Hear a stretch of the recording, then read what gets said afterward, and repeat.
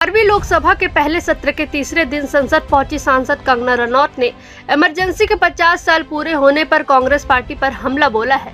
उन्होंने कहा, जो सबसे ज्यादा संविधान की दुहाइयां देते हैं उनको इस बात की भी जिम्मेदारी लेनी चाहिए। वो अपने दादी और पिताजी के नाम पर वोट बटोरते हैं, तो क्या वे उनके किए कारनामों की भी जिम्मेदारी लेते हैं? आज जो संविधान की सबसे ज्यादा दुहाइयां देते हैं वे खुद का भी ट्रैक रिकॉर्ड चेक करें। वहीं चिराग पासवान ने भी इमरजेंसी के 50 साल पूरे होने पर कांग्रेस पार्टी की निंदा की है। उन्होंने क्या कुछ कहा, देखिए। देखिए, इमरजेंसी का एक ऐसा दौर था जो इतिहास में एक काले खंड के दौर पर जिसको देखा गया।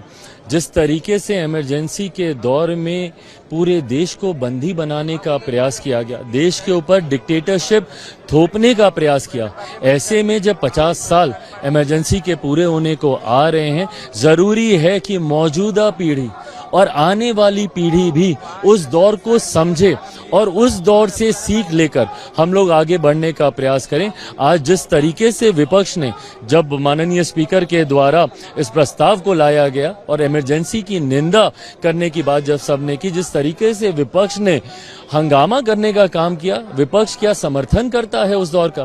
भाई, कई ऐसे लोग हैं जो उस दौर में जिन्होंने यातनाएं प्रताड़नाएं झेली। मेरे खुद के नेता, मेरे पिता आदरणीय रामविलास पासवान जी ने जिस तरीके से उस दौर में यातनाओं को उनको झेलना पड़ा, ये ऐसा समय था जो भारत के आने वाले समय में भी एक काले अक्षरों में लिखा जाएगा और मौजूदा और आने वाली पीढ़ी को इससे सीख लेने की जरूरत है। देखिए, जो सबसे ज्यादा संविधान की दुहाइयां देते हैं तो उनको इस बात की भी जिम्मेदारियां लेनी चाहिए कि जो वो अपनी दादी के, अपने पिताजी के नाम पर जो है वो वोट बटोरते हैं, तो उनके किए गए कारनामों की भी क्या वो जिम्मेदारी लेते हैं।